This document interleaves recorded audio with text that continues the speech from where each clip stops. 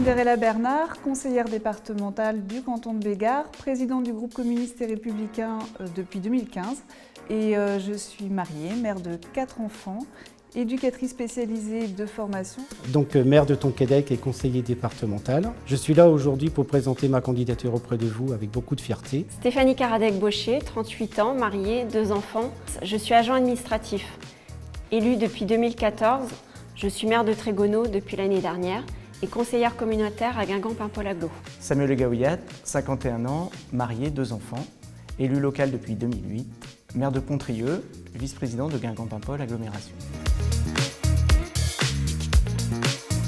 La crise sanitaire que nous vivons depuis maintenant presque 2 ans a révélé et même renforcé les inégalités sociales et met des personnes en situation de grande difficulté avec des ruptures de parcours de vie.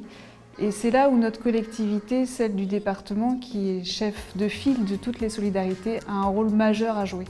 Non seulement notre collectivité, en tant qu'instance institutionnelle, a un rôle majeur à jouer, mais nous aussi, en tant qu'élus de terrain, parce qu'être conseiller départemental, c'est aussi être élu de terrain. Et donc notre quotidien, c'est d'être à l'écoute de chacun et chacune d'entre vous, à tous les âges de la vie, et de chercher avec vous et pour vous des solutions. Et pour ça, nous avons besoin de nous appuyer sur des services publics forts, des services publics de proximité.